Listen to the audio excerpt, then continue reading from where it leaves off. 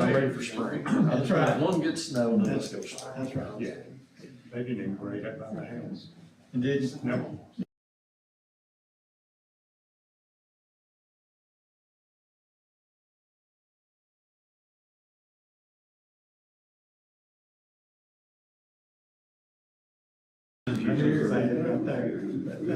Nothing, and we'll usually bring him unless he's got it, the Hamden miss.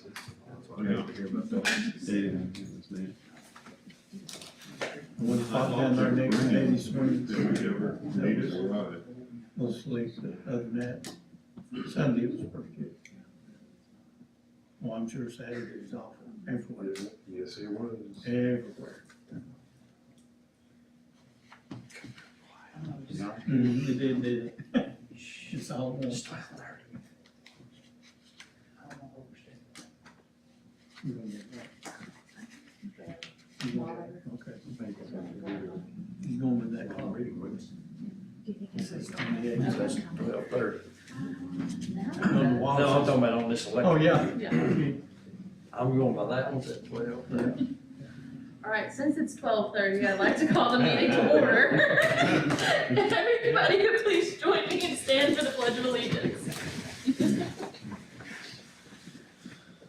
I pledge allegiance to the flag of the United States of America and to the republic for which it stands, one nation, under God, indivisible, with liberty and justice for all.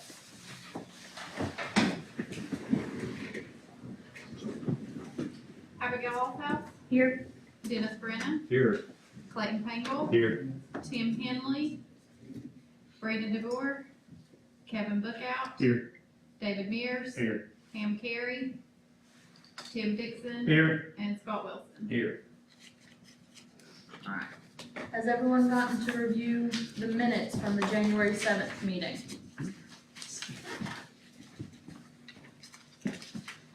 I'll make a motion to accept the minutes. I'll second. All in favor? Has everyone gotten a chance to look over the agenda? Is there anything we need to add, change, modify? I'll make a motion to accept the agenda. Second. All in favor? Aye. Are there any public comments for planning commission? I don't see any here. Okay. Old business. Application 208, the final plat subdivision bond for the Tennessee National Marina District Phase 2, Tennessee National LLC, tax map 023, portion of parcel 1.04, tax map 032, parcel 1.00 in the planned development district. So just wanted to provide an update on the bond. The approval for this subdivision was contingent upon satisfying and providing an executed bond. That we have that delivered recently, so we did finalize the final plat, certify the final plat. The bond amount is approximately $10.4 million based on engineer's opinion of probable cost and a review by LUB and city department heads. So they vetted the estimate and accepted the amount, and we have an executed copy here in a safe. So did want to provide some additional, do you have any questions about the bond? I did want to provide you another update after that. Did want to provide that we had a visit from concerned citizen last Monday night at city council meeting regarding some stormwater runoff and some erosion issues for this project in pods 29 and 30, which are to the west of this area along Matlock Bend. So we've worked with the owner and TDEC. TDEC is requiring a corrective action plan. The city has been involved in that process. The state's going to require a sediment basin And we're gonna ask them to convert that to a detention basin, to help with that runoff. If you have any questions about that, staff's here, we can answer them now, or at any time. The corrective action plan and state inspections are also available, at the TDEC, permit viewer site. You can kind of research the project, it'll show you what the plan is and their inspection records. They also have a violation and a corrective action plan in place for this area. There are a few wetlands that were not on the site plan. They're outside of what was proposed. So they're in an area right about here. So grading was not proposed in one wetland, which is jurisdictional, meaning that it's waters of the state. There's two more up here that are not. The state wouldn't require a special permit for. But they're providing some additional erosion control measures and follow-up inspections by TDEC, Tennessee Department of Environment and Conservation, for that area. They've also stockpiled some material in this area, so the state has required that they amend their plans to show erosion control in that area, and we've advised them of there's fly ash landfill that we've discussed that was outside of the proposed work in this project. We've asked them to monitor that as a state regulatory body that would manage that type of solid waste. So just wanted to provide you a report on those two areas as we gave you a report on this bond. I did have a question. When we get these, because we have so many, it would help us, it helped me to know a little insert of where this fits into the whole thing. You know, just a side thing. Now, this is over on the marina side. Yes, sir. Okay. The second thing I noticed is that was missing from our packet or wasn't there. The other thing on the drawing you just had up before this, I noticed that Tennessee National Marina Way is listed as a public road. Yes, sir. All right, so that's different. I hadn't picked that up before. So that's a public road that will be dedicated to the city? We're in the planning phases of this subdivision and for this extension of Purple Park Drive. Mm-hmm. There was discussion of some potential grant monies and general public access to the marina for commercial development within this planned development district. Right. Coming off of Corporate Park Drive. Yes. We would look to later dedicate that as public right of way. Well, we'll need to look into that process for you. The reason I asked that, it shows a public road on the plot plan that we're approving. And if we don't know that's a public road, or if it is a public road, we usually require a developer to post a bond to cover the road improvements. Isn't that correct? Yes, sir, and that's included in this bond. Okay. Yes. That was getting toward that. So this road then ties into a private road from the other end? It ties into,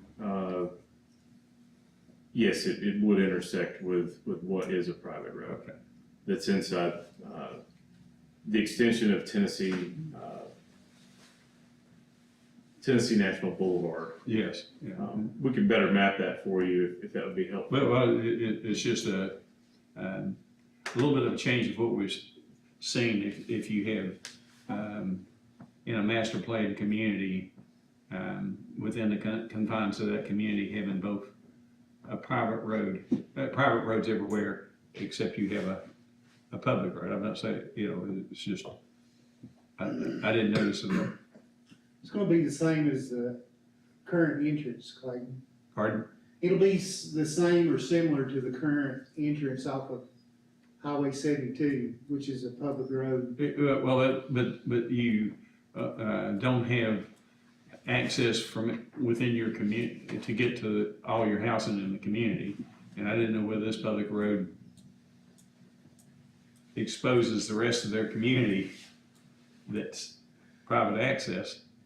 Well, I think that it's considered in this plan, I can't speak for the remainder of the community, but within the scope of this application, I believe that the plan for this Marina District Phase 2 pod, Yeah.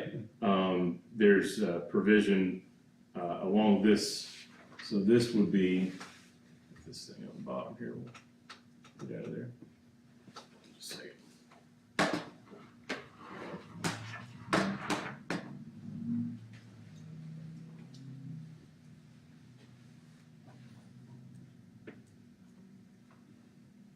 So these are private roadways. Mhm. So I believe that within this plan, this pod will be gated. Mhm. And I think you'll see, there's some discussion, I can't speak to it being something final, but, they're starting to look at another pod, which they may, gate in a similar fashion, so. When we did this originally, on this piece right here that they're fixing to develop, Corporate Park Drive obviously dead ends into that, and they're gonna extend it through beyond the marina. And one of the questions I had then was, you gonna have to spin around and come back out Corporate Park, or are you gonna be able to go through and back out the other side of Tennessee National? They said, oh no, you'll be able to go all the way through. So coming in from 72, you've got gates and police to let you in over there. What's gonna happen on this side, if you can go all the way through by the marina and go back out to 72 on the other side, how's that gonna be governed on this side if it's public road access? Is there gonna be gates on it as well? Or do you know, or what have they said? Because they said the through traffic could go by there. That was a question way back when we approved other things. So my understanding is that this is the pod that we're talking about here. Right. It's proposed to extend to this location where they will further develop commercial use. Unsure of what that is to date. The real concern or one of the biggest concerns of the city and the utility is to provide 2 points of access into this site. Currently, we only have Tennessee National Boulevard into the community, and staff has pressed for this secondary entrance and secondary utilities feed.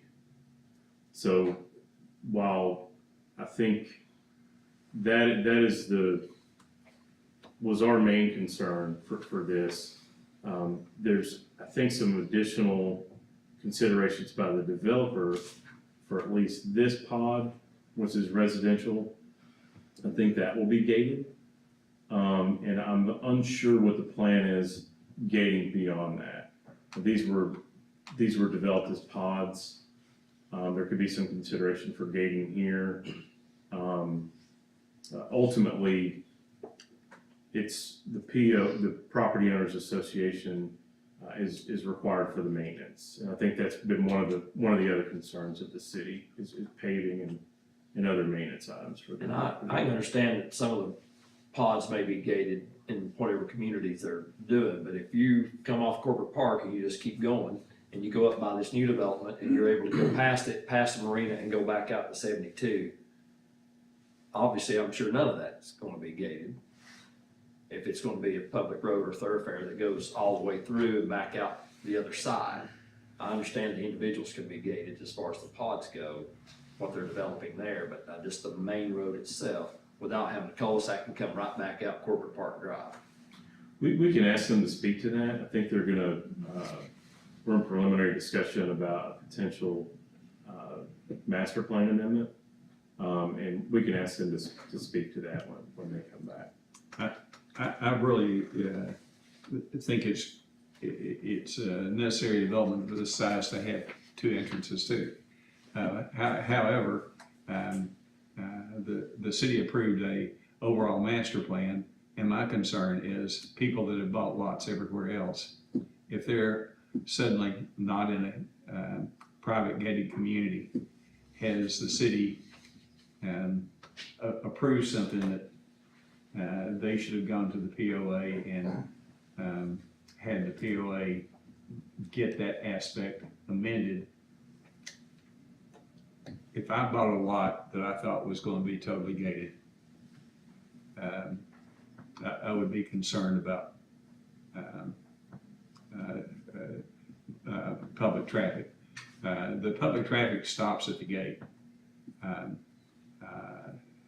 That they did have to address an issue on one pod that's outside the gate, right on the right before you get to the gate.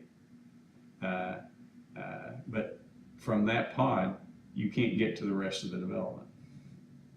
You have to come back out on the main entry road and go through the gate to get to the amenities. I just think we need to be cautious, and the word public is the one that caught my attention going back to the conversation. And I know that conversation was brought up in terms of traffic flow going by Lighthouse Point. So, you know, it doesn't necessarily affect us here, except it happens to be on this plot plan that says public roadway. How long will it be before the report from TDOT is ready? Because I think it'll be important for the homeowners possibly to be able to look at that. I know they had a meeting, this Monday. They'll be drafting that, in the next week or two. I'm not sure when it'll be available on the database for the general public. But we're aware that the, meeting went well. They inspected, I think, some of the best management practices, matting and other things. And we anticipate having their report as soon as they send it to the owner. If you remember, it's been some time ago, some of the POA members came up here and they lambasted us, and we didn't know anything hardly about what was going on. And at that time, the POA, or the gentleman from Tennessee National, guaranteed us that he would inform the POA or the property owners of everything that was going on. Okay. We can ask them when they, There was no asking, because they had been people that had been $1 million homes and very, very upset. I understand. I'm here, I'm not representing the owner today. I'm respectfully trying to bring you a report of what's going on and let you know that we've received a bond that was required when the plat was approved. And that the city, while not responsible for regulating the erosion and other activities on the site, is partnering with TDEC to make sure that happens. I think those are all things that we should be looking at. Well, and when the road was built from 72 International, I think it was funded by the county and the city both, I believe, back at a cost of what, about $1 million? There was a grant that was obtained too.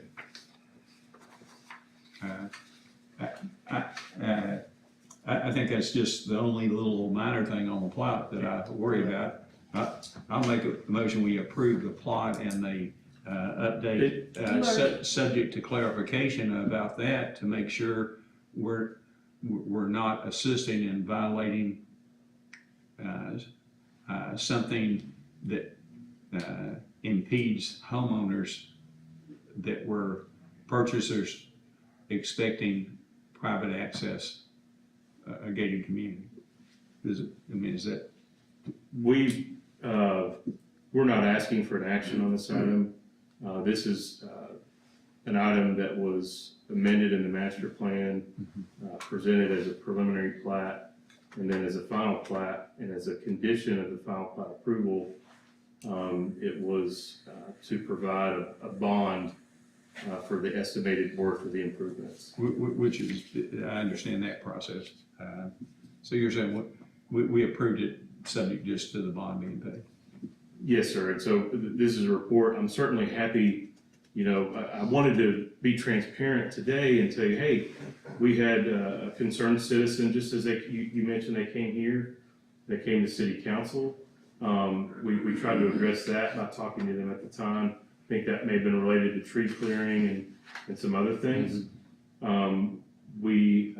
While, TDEC is the regulator, we worked with them, we made sure that they had, a corrective action plan and a slope stability plan for that, situation.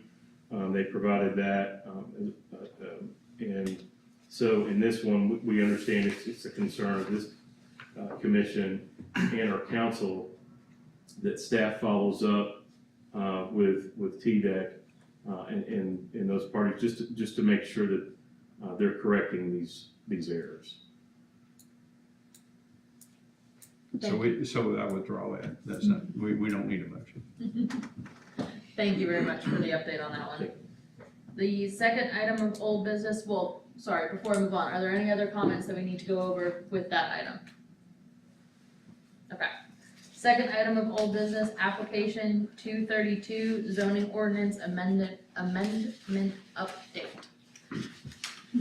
Easy for you to say. I know. So for this item, went to, city council, and there was some discussion there. We were also asked as staff to, prepare an alternative draft of that, which, we intended to bring to you, by coordinating additionally with the state. The state has a new Center for Local Planning Office.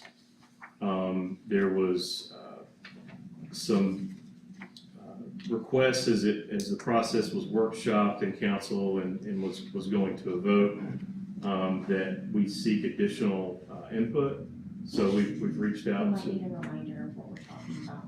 This is for the zoning the ordinance. towing and the junkyard that we talked about, like, sorry. No, Just to throw yeah. that out there, sorry, we just. Sorry, we've been living this for the past week and a half, so I just Month and a assume half? everybody knows we're wearing it on our sleeves here, so. Sorry. Yeah, this is the motor vehicle towing, zoning ordinance amendment that you reviewed last time. Also, we've looked at junkyards, basically helping staff come to a definition that we can administer. We get an application, we're like, okay, that's a duck, and it walks like a duck. So, we did that for those two items, the motor vehicle towing. Junkyard definition is, seems, easy to understand, but both of those two items aren't placed anywhere in any district. So, we talked about, a special exception for motor vehicle towing, in M1 and in M2, and then junkyards, as a, use on review, for both districts. There's been some discussion as to how that language relates to, the state, the Tennessee code, for, the Junkyard Act of 1967. There's some definitions there, that are related to, scenic routes on highways. So we've been asked to look at the language, and, we've talked to NTAS before. We talked to, their attorney, and now we've talked to another one of their attorneys in this new, Tennessee State, Office for, local planning, thank you. And so we're in a process of communicating to them, okay, here's what we have. We have this application, here's what that looked like, and here are a few drafts. And let's talk about how these relate to what the state says, and just further vet what we presented to you. Staff felt like it was kind of more of a clarification, and it did appear that it was a practice in other local communities to define them in this way and to process applications in that way as a special exception or something else, special use or review. But so we don't have that finalized, but when we figure out how council would like to address it, we'll bring it back to you to review again with new information. Thanks for that. Does anyone have any questions or comments on that? Okay. There is no new business. Are there any other committee reports, staff reports, or reminders? No. Okay. Can I get a motion to adjourn? I'll make a motion with you. Second. All in favor? Now I would like to call to order the Board of Zoning Appeals. No. Abigail Wolfhouse, Here. Dennis Brennan, Here. Clayton Pangle, Here. Tim Henley, Brandon DeBoer, Kevin Bookout, Here. David Mears, Here. Pam Carey, Tim Dixon, Here. and Scott Wilson. Here. Has everyone gotten a chance to review the meeting minutes from the December 3rd meeting? I'll make a motion to accept that. I'll second.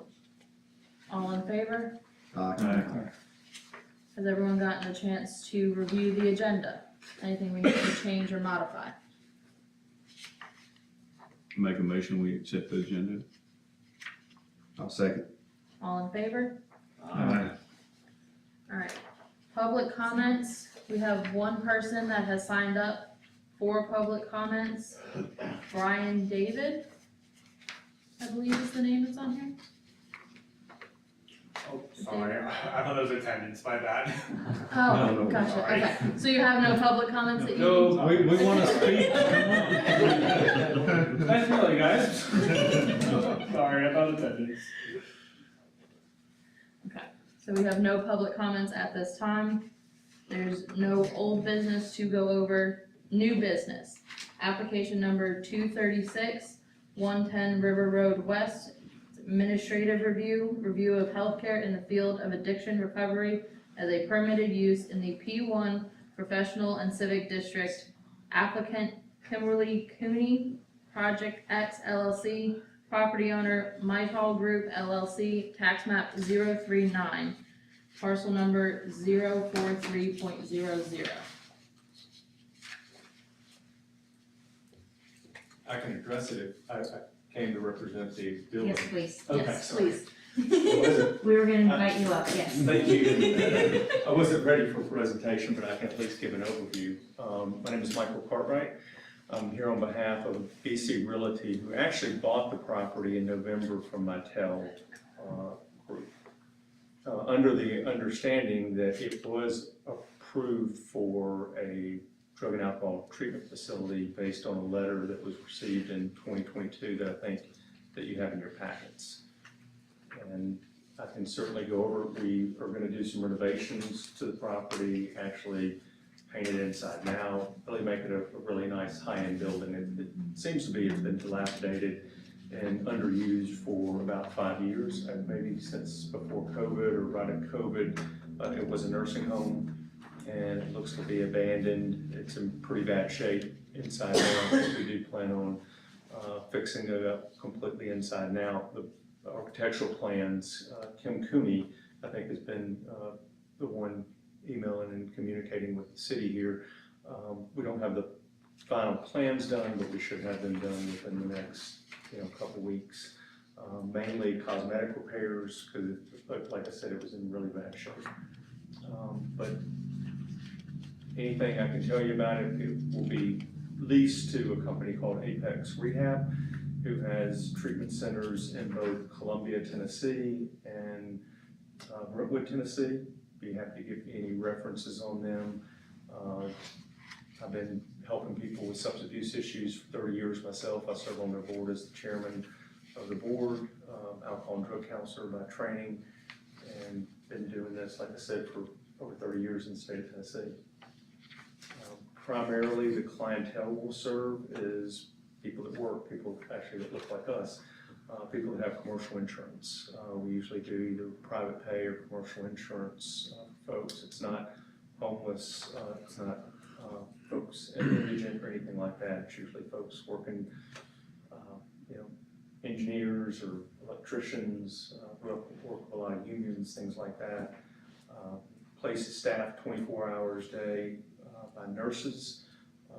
There's be a medical director on site as well, so there's no leaving and going and things like that. So you don't have to worry about people lingering around or going off to work or something. It's a 30-day program. They would stay there for the entire time, then they would be discharged usually back to work or back to their home. I do have a question, because of the way it was written on our paper of being the owner, and you said it's been, the ownership has been changed, and I didn't catch the name of the owner.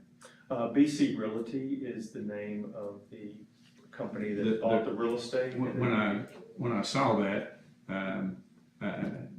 unfortunately, I'm an attorney at a title company, and I looked up the transfer, and the transfer shows ownership under Tina Cartwright and Mark Booker.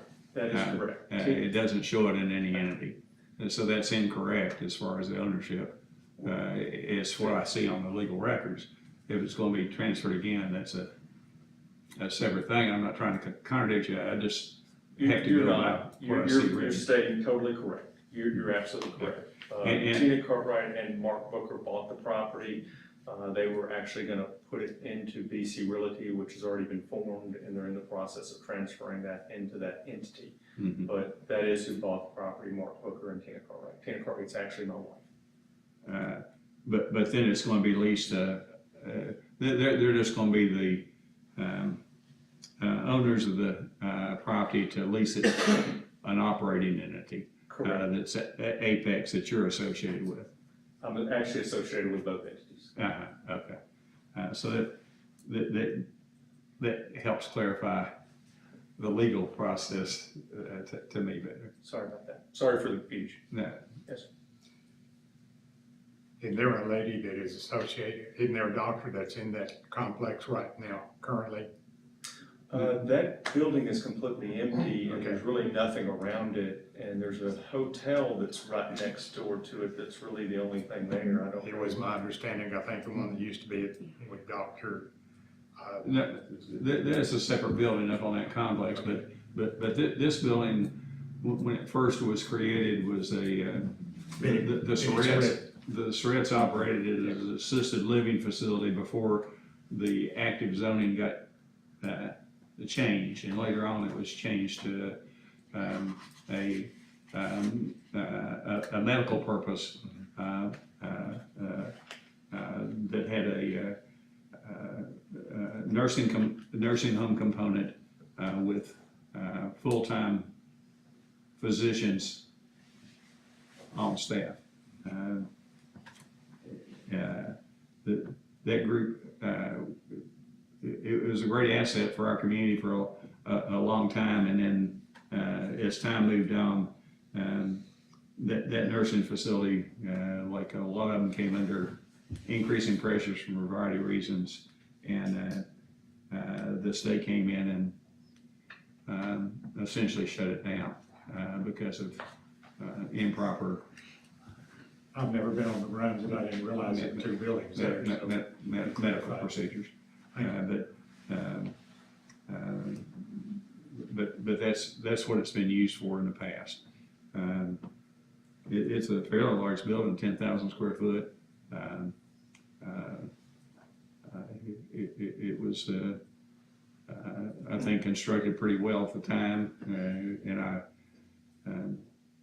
the only reason I was in it is the same owners of that were also in the hotel business, and they were looking at another location here, and we met there. And then right after that, they had the collapse of that entity. They never did build their hotel here in the county.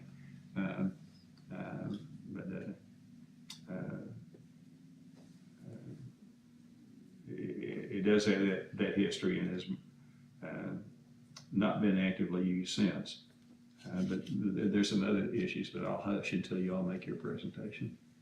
Okay, so the zoning letter that they had gotten in 2022 talked about that they were zoning compliant under section 14-411B, which is a doctor's engineer accounting office.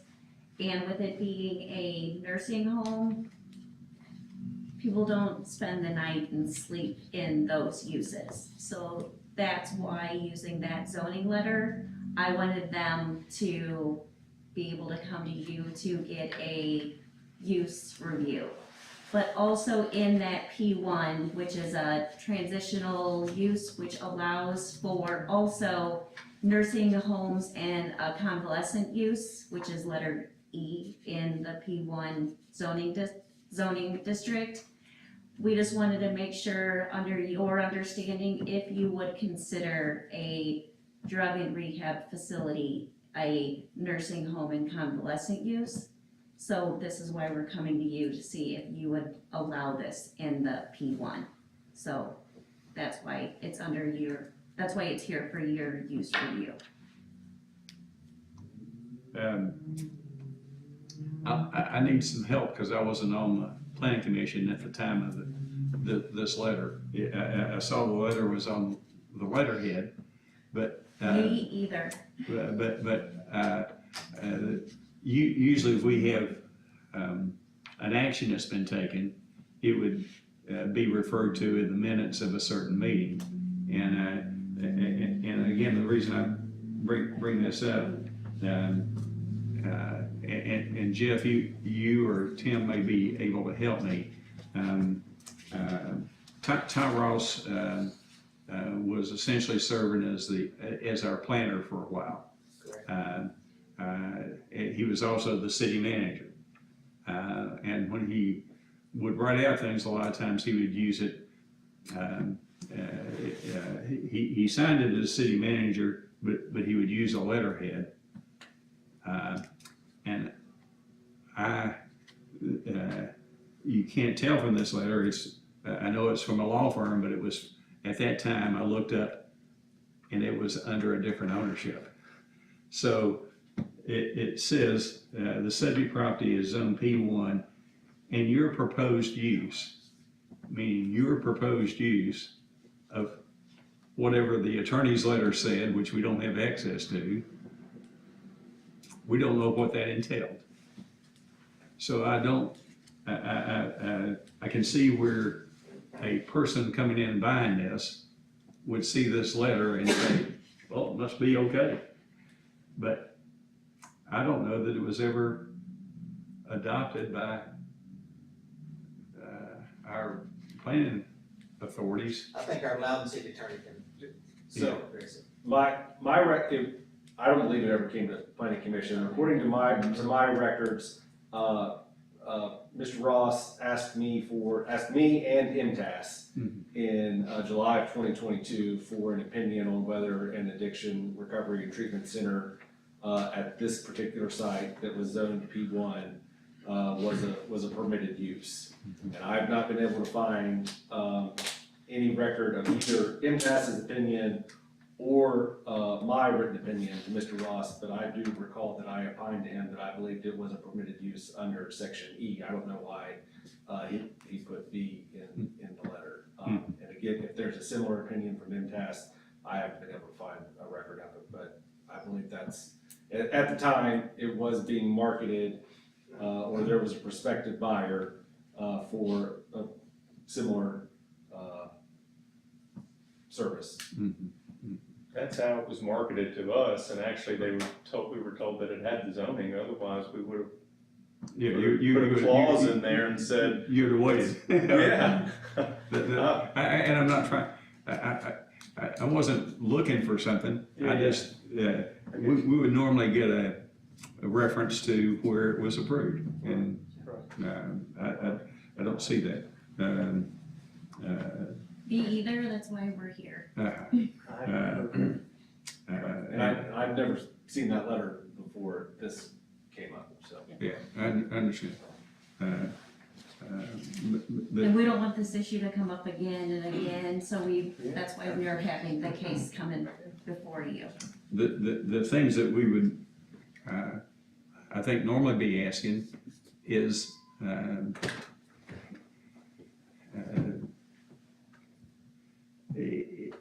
is we don't know anything about the proposed use, okay, in terms of how the operational and we don't have to get involved in a specific site plan, but we have to know what's going on there. And if I understand correctly, this is being looked at to have the people stay overnight there, while they're having treatment. We certainly need facilities to have. Our definition sort of is broader, and we have some specific things that are going on nearby. We have a RV park, and I noticed in the transfer, you all reserve the right to use an access way that's not paved that leads right to the RV park. That RV park has periodically been the subject of a lot of police calls. It's been, the city made them clean it up, and it's better operational now from what I can tell than it was 6 months ago. But it allows people to walk out of your facility right in there unless unless you have a managed care facility with people on duty, physician-wise and We everything. do, I mean, I just wanna say, our people aren't gonna be walking to. Yeah, well, this. we don't know those things. Yeah. That's what I'm saying. I can see where an opinion was made, and I'm sure Mr. Ross had talked to the proposer and got some of this background of what they were talking about. But that was their proposed use and how they were going to maybe solve some of those issues that we would be concerned with. So I think that's the area we need to concentrate on, of knowing how this would impact things like that. We also have a truck stop right across the street. We have residential along the road that it fronts on. That road it fronts on is not the only pathway into the facility. So if I heard you correctly, you stated that medical staff was on site 24/7, correct? Yes, ma'am. Yeah, there would be, counselors, medical staff, Okay. 24/7. It's not a place where you go away, walk down the street, Yeah. anything like that. That's not how it operates. Our biggest concern is, like you said, the neighborhood there.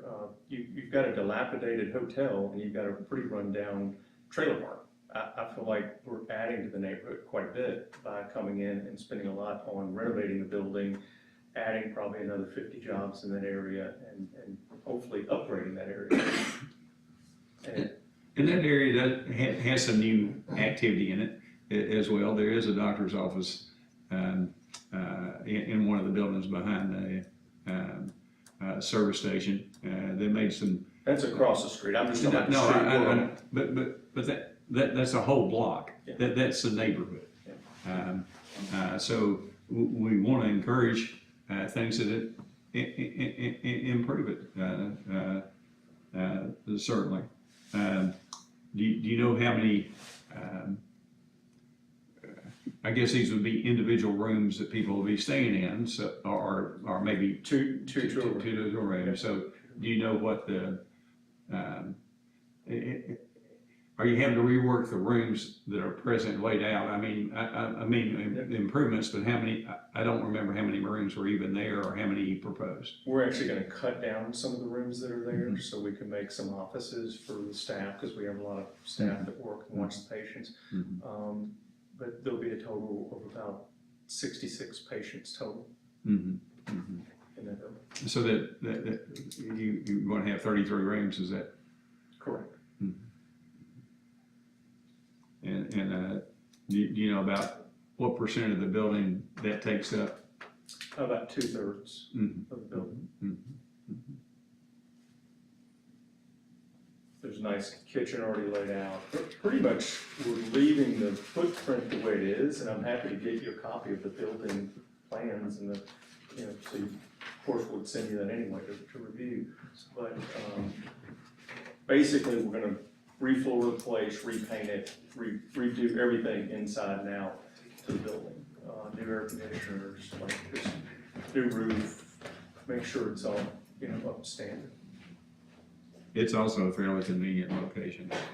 Well, it's extremely convenient because it's right off the interstate, like just right there, right off the interstate. We thought it would be a perfect location for this because we're not infringing in a neighborhood or, it's an industrial area anyway. We've got a hotel right beside you, like you said, across the street, there's a service station, there's a doctor's office, there's already things that would have, be appropriate for something like we're doing. And I'll ask this question to staff, because I'm sorry I'm asking all these questions, but I have been in the building before. Am I correct that this would undergo any our standard building codes inspection and everything if this was authorized to go in there for any improvements that they make to it? Oh, that's me. Hey, once, you guys deal with this situation with the planning, and you determine what is allowed or not allowed, then this will be a change of use. We would request a permit to be submitted, for a permit. We'd review their plans, make sure it meets code, current adopted code, and we can inspect it and approve it and issue a certificate of occupancy for the building. That would be our job as a building and code. And Travis, correct me if I'm wrong, but a nursing home is an institutional occupancy, and this would be as well. One's an I-1 and one's an I-2, but they're both institutional, correct? They both fall under institutional, but it would be a change of occupancy. Yes. So we'd have to review the plans to make sure we follow the difference between the I-1 and the I-2. Yeah, but you're right. Okay. I didn't wanna get in the mud like that. I know. That's where my brain goes, sorry. But we were planning for that. Yes. You're totally correct. And we're planning for that. We would submit the reviews, and then we have a local contractor here that's agreed to do the work for us. So I think what y'all have asked us to look at is whether we feel like that this falls underneath that definition of P1. Yeah, I think in general, staff will be of the practice of, typically a zoning verification letter is to, for someone who's looking at a property, we say, yes, that is indeed in our records, a C1, zone property. If it is something that speaks directly to use, without other information like a site plan, other things, we won't state an explicit, approval, because that we'll turn to you for that. So that's what we're turning to you for here, is to speak to the land use. Is it approvable under this item E as nursing home or convalescent facility? It wasn't black or white, it was gray. I'm sorry, I didn't hear that one. It wasn't black and white, it was gray, so that's why I we. understand.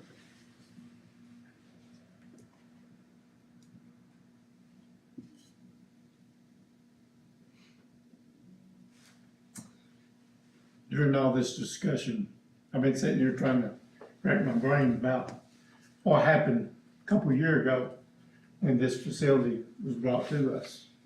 And I don't recall everything about it, but I do remember lots of questions asked about patients, how they would be come in, come out, what they could do during the day, during the night. This facility be manned by nurses, doctors, deputies, what kind of security it would have. I remember all those things being asked. So, would your facility have all this structure to it? Absolutely. Columbia is a good example where we have a 70-bed facility there. Just to kind of give you an example, it's a little bit larger than this facility, but almost the same size. There's nursing staff on site there. During the daytime, for example, there's 6 counselors, there's psychologists, there's medical doctors that are all working with the patients. So the patients are either under a detox or a residential treatment protocol. And it's not like an outpatient center where they can just come and go and they do classes, but they're doing classes 8 hours a day. Like it's a full-on program during the day. They're not going out off-site, and they're doing classes with licensed alcohol and drug counselors, master's level social workers, and psychologists, PhD level psychologists, as well as seeing a doctor. And then there's 24-hour nursing staff there. So it's a pretty engaged program in terms of security, and folks aren't leaving, they're not walking down the street or anything like that. They're fully engaged in the program. They're 24 hours, 7 days a week. Now, there's 3 meals a day served there. They're, living there that entire time. So it is a completely full-on residential program. I hope that, I apologize, I did not know that I was coming this day, or I would have prepared better in terms of giving you an overview of the program. You're doing We were great. at a loss, and you're doing a fine job of answering our questions. That's a good question. Apex.rehab, you can go to the website and at least get a semblance of who the company is that'll be in there. Very qualified company. It's run by a PhD psychologist. Like I said, I'm on the board, but the company is run by really impeccable folks that know what they're doing. I have one other question. I imagine a facility like this comes under one of the many state regulatory things.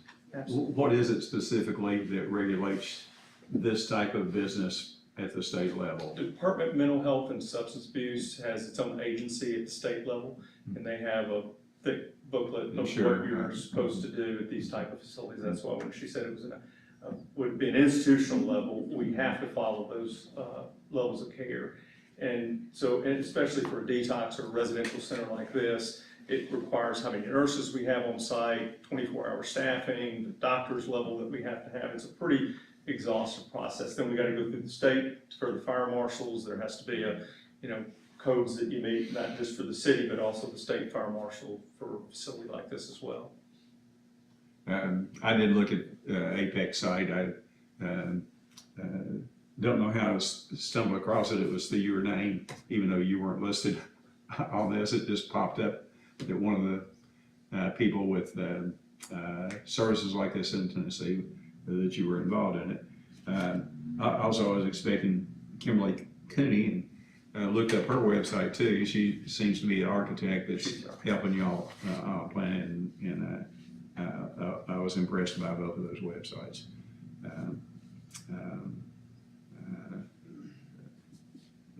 I appreciate your information. I think this provides us a background where we can see this would fit in our P1 qualifications for that institutional level. But I wanted to see if anyone else had comments like that. But I think we weren't trying to grill you. We just sat and learned. I just would like to be more prepared. I apologize. I would have came with a detailed presentation of the program. I wasn't fully there. Sorry about that. You did fine. Thank you, sir. You did fine. You could request that. You could choose to be satisfied with the testimony he provided today that we could report in the minutes. We can serve you with whichever way you'd like to proceed. We need a motion. So, trying to word that motion. for I make a motion that we accept the P1, as a, help me out here. This is what we need to do. Okay. Healthcare in the field, this is a similar use. Going on. What you say we need to Make a do. motion as a P1 for the healthcare facility in the field of addiction recovery. And, which is similar occupancy and clients staying overnight who are capable of self-preservation is permitted in the P1 professional and civic district. So, and, subsection 1E. In the subsection 1E, proposed use shares the same land, use to impact as the traditional convalescent home. The board must also determine whether the facility operational nature, including 24-hour supervision and the provision of supportive health services, aligns with the district's intent to serve as a quiet professional buffer.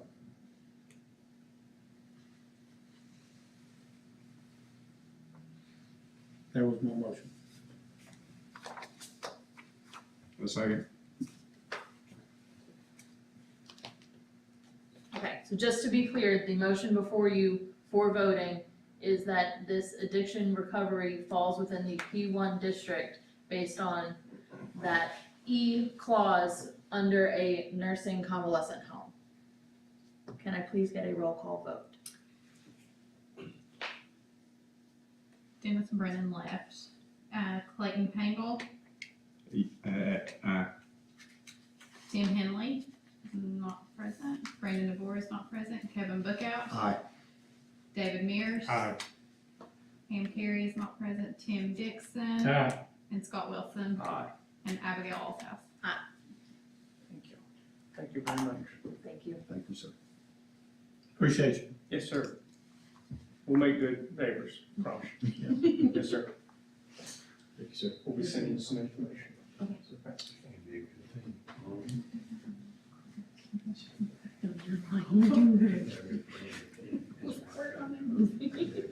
Sorry, I threw you off there. Are there any other additional committee reports, staff reports, or reminders? No. Okay. Like to adjourn this meeting. I'll make a motion, we adjourn. I'll second. All in favor? Thank you very much. No, no.